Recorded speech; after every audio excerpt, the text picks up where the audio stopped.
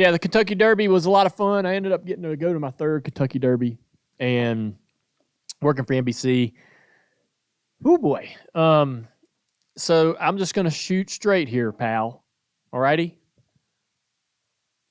When I know that I'm going to go to the Derby, I get excited. I'm looking forward to it. I'm going to work the Derby live television. I don't know nothing about horse racing. So I study, I cram, I learn everything I can. I'm not expected to like go in there and be an expert. I get that.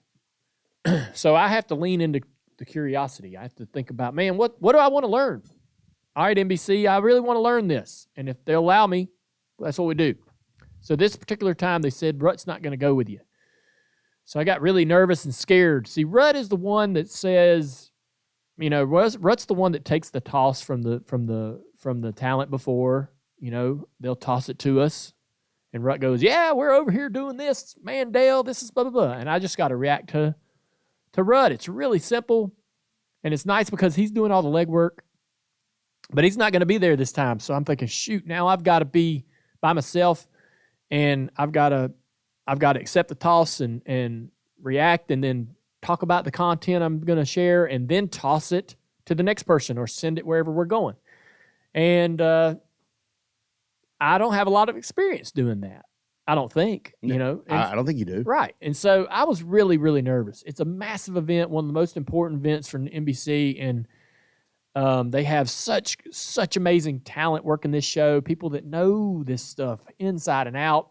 And here I am at the very, very bottom of the totem pole, just taking up some space. Man, I was so scared. And so when we get about a week out, my vibe goes from being excited about this opportunity and how incredible this is going to be to that little kid that's walking up to the roller coaster and he's been standing in line for 2 hours and he's like, nope, not going. Nope, I'm turning around. Yep. Where's the exit?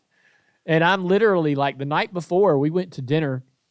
We went Friday. We rehearsed, walked around, saw the spots that I was going to be working at. I'm taking a buttload of notes. I got a pad of paper with stuff jotted all over it, and we go to dinner, and I'm just sitting there with Amy and Tony Mayoff, and I'm like, y'all, I don't want to do this. I don't want to do this. I don't know. You know, I was so scared and wanted out every time. So, and I went and talked to my sister, who's doing some speaking engagements, and Kelly's like, dude, that's exactly the way I am. Somebody says, hey, you want to come speak at this function? Yeah, that sounds awesome. And then when it becomes like the week of or a couple days before, I'm kicking myself for doing this because I'm terrified to go do it. And now I'm thinking, why did I agree to do that? I don't, you know. And she goes, you know, you go, you do it, you have a great time, it worked, everything's fine. But man, those 3 days before, you're just kicking yourself for being in this situation. How did I get here? What did I do to say? How did I put my? And so, you know, we get up and we go to the Derby, and I'm prepared. Now I've worked hard. I've rewritten my notes multiple times to streamline my ideas and everything I'm going to talk about. And but I haven't done live TV since November. We go to our first hit, and I'm going to talk to the official starter at the starting gate. This was a great experience because I got to stand right next to the starting gate on the racetrack while they loaded the horses in and turned them loose. Amazing. It was wild. I can only imagine. So much fun. The official starter was Scott Jordan. Really, really nice guy.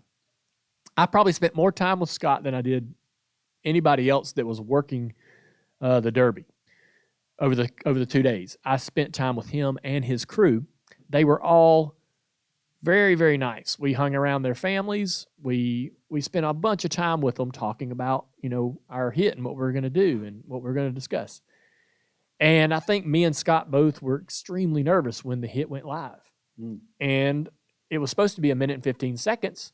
And I'm in control of that. Like, I've got to do enough. I got to ask enough questions to fill 1 minute and 15 seconds. And I did about 30 seconds of work. and tossed it to wherever, right? And when so I asked a couple questions, he answered them, and we were done. And it was only 30 seconds instead of 90. And so it was clunky, and I didn't think it went well. I didn't feel like I did my job right. When you're interviewing somebody, I did a couple mistakes. One mistake was I didn't have follow-up questions ready. If he gave me short answers, I didn't have backup questions ready and available. I put the answer to his question, or I put the answer to my question in the question. In the question, right. Yeah. So it's an easy mistake to right, do, but yeah. It is. It's one of the worst mistakes you can make in interviewing. And so I answered the question for him. So I took his thoughts and comments away from him, so he couldn't elaborate. And so it was a little clunky, and you probably may not have noticed watching the broadcast, but you thought, okay, great, that was nice, informative, we're moving on. But I'm walking away from that going, dang it, what the hell? You can do better than that. But you're talking about that one hit, right? You're not talking about the overall. That was the first hit. The first hit. So when you're talking about critiquing yourself, you're talking about that one hit, because I didn't even see that one. Okay. So this was all in the morning portion, around 1:30. We go and did another hit talking to a valet in the next to the training room. That went well. Good guy, Josh. We talked the day before. We rehearsed our hit and learned a lot about the goggles and the weights and the lead. I mean, this is the stuff I wanted to know. We're watching a horse race. You tune in. They get in the gate, ring the bell, open it up. They take off running. Somebody wins. We celebrate. But you don't know, like, hey, man, okay, the jockeys all don't weigh exactly the same. How do they balance that out? How do they make that fair? Okay, they got these little 1 pound weights that go in the saddle. They got saddle pads that are weighed 1 pound heavier than the other, or 5 pounds heavier than the other. Whatever the jockey needs, they get on this scale with all of this equipment in their hands, and they have to all weigh the same. That's what the valet does. And so all of those things were incredibly cool to learn about. And you don't see it because they don't zoom in close enough, but they have about 6 or 7 pairs of goggles stacked on top of each other on their helmets, on their eyes. And as they get filled with dirt, they just pull them down and they dangle around their necks. And as they're riding around during the race, they keep pulling more and more goggles down. Just like a tear-off. Yeah, like a tear-off. And I'm thinking, okay, that's cool. Let's show that. That was a great hit. We go to the infield, and I probably talked about this last year. So we go to the infield. There's 80,000 people in there. They've been in there all day. Our hit in the infield was about 2:30 or 3:30, and it's literally 30 seconds. It's like, bam, bam, we're in the infield. This is what's going on today. We're excited to go. But you're standing there for about 15 minutes, and everybody in the infield's drinking, having a great time. They're with their buddies, and they're being obnoxious and just doing what you would do, right? But I'm standing there completely sober, thinking about what I'm trying to say, but I'm also worried about somebody running into the shot and doing something ridiculous on purpose, right? When they see a camera, there's no telling what people might do. And we're in a crowd of, in the general vicinity of us is 1,000 people drinking. Yeah. And I'm sitting there going, please don't let anybody do anything bad, do anything, I don't want to go viral. This is not a good time to do anything silly, everybody. I'm thinking that in my mind. But that hit was good. Nothing happened. I'm basically, that's the introduction hit, the opening of the actual show. Hey, I'm in the infield and 80,000 people here. We're going to have fun. I'm going to do a lot of cool stuff. Take it away.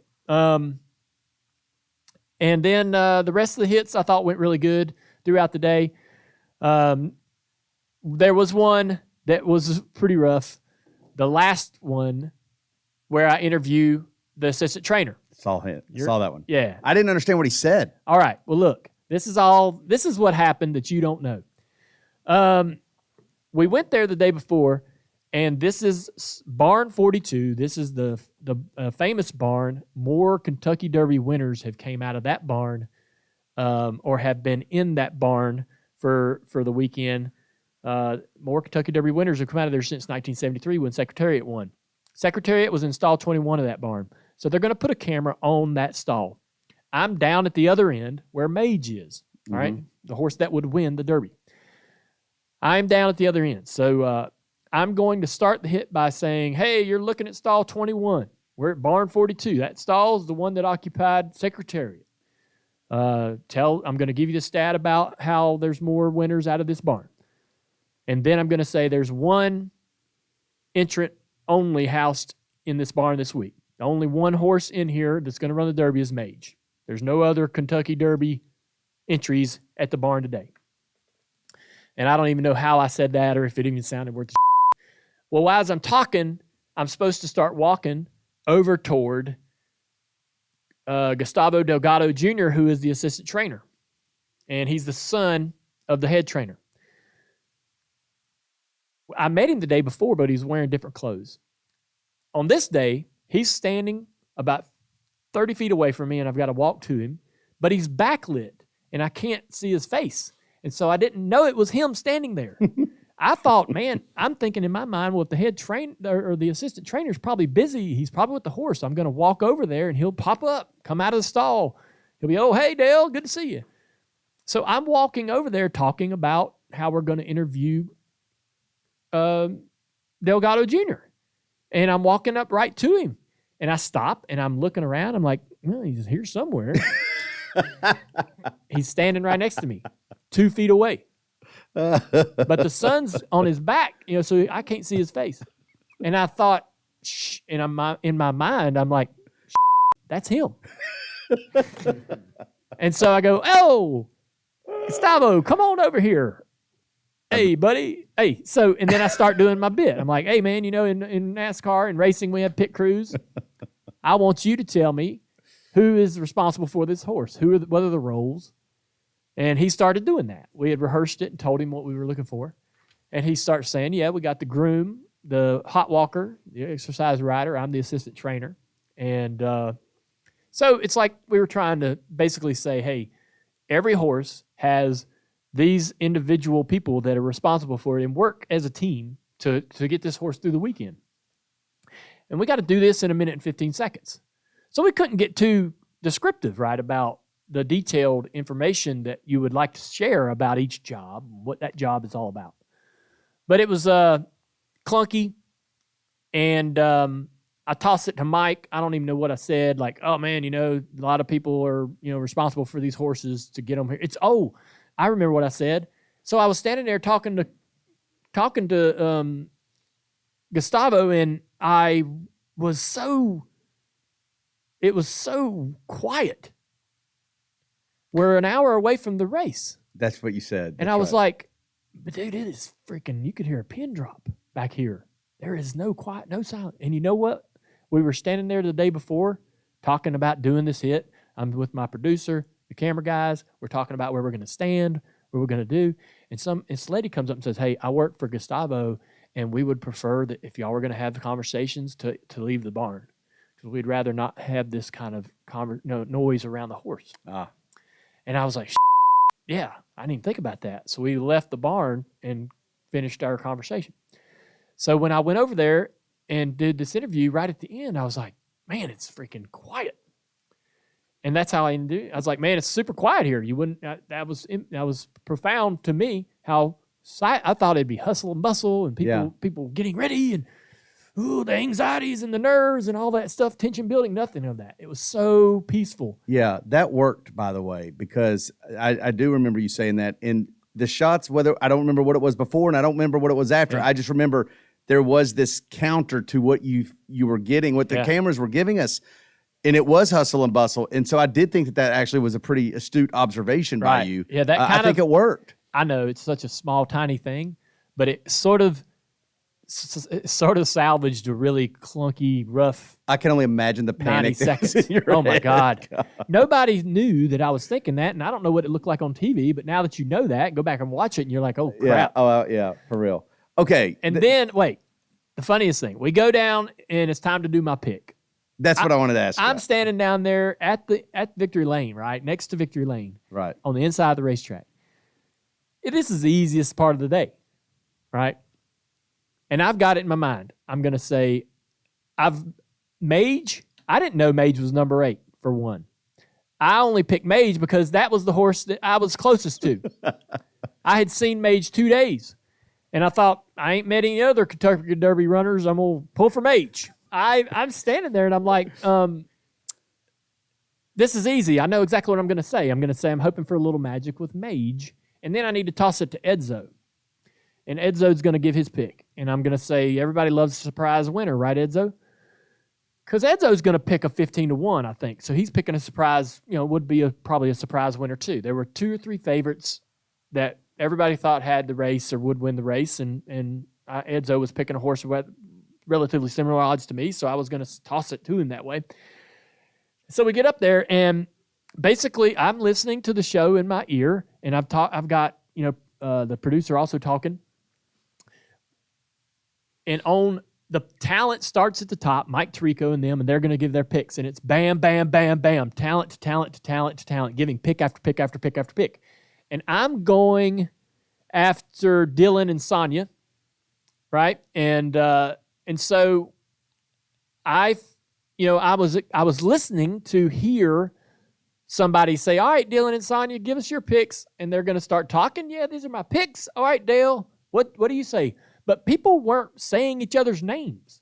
And I'm like, okay, I've got to try to recognize their voice to know that it's my turn next. And I was having trouble sort of doing that. It's loud where I was. The fans are starting to get excited because they're seeing horses moving around.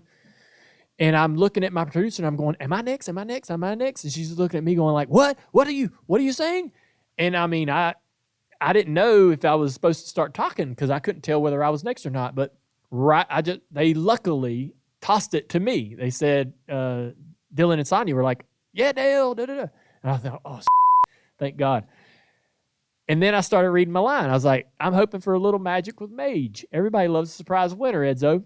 And I wanted to emphasize Edzo. And if you go back and listen to this, I wanted to emphasize Edzo, right? But I emphasize winner. Everybody loves a surprise winner, Edzo. I didn't even catch that. I know it. Nobody catches this. So I'm sitting there. I got done with my line, and I'm done. That's it. I'm free. Day's over for me, man. Yeah. Now I just get to watch the race. And I said, Tony and Amy are standing there, and I said, hey, Tony, how was that? And he goes, great. Yeah, fine. I'm like, man, I don't know. I emphasize winner. For some reason, I emphasized the wrong word in Everybody loves a winner, Edzo. Yeah, I know. And so but I watched it back, and it wasn't as bad as it felt. The funny thing is, man, everything in TV it's never as good as it feels, and it's never as bad as it feels. But those are some of the things. That's what's going on in my mind that whole day, are all of those little quirky mistakes and missteps. And I did think some hits were really good, and I was happy with them. But then there were those stumbles and things that people probably don't even recognize most of the time. I got to tell you my vantage point of that. Yeah, I'm at a party. Yep. I'm at a neighborhood party. And we've got the Derby on, but we're just, anytime you come up, somebody's going to say, there he is, there's Dale, look at Dale, whatever. But like, other than that, we're not really tuned in. But here's this graphic NBC puts up, and it's all 147 commentators that they have at the Kentucky Derby, and they've got them listed, and you're at the butt naked bottom. Yep. It's like, everybody, all these horse experts, and Dale Jr.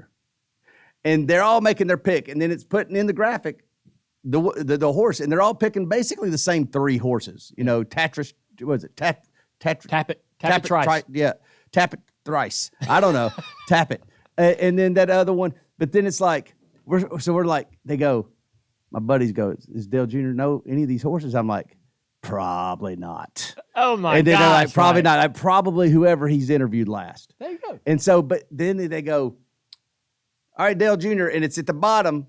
And I'm like, I'm curious on who he picks. And you're like, we're going to go Mage, the magic of Mage, or whatever it is you said. And then they all looked at me and they go, does he have something on this that they don't? Like, does he know something? And I'm like, not a chance. And he has nothing on it.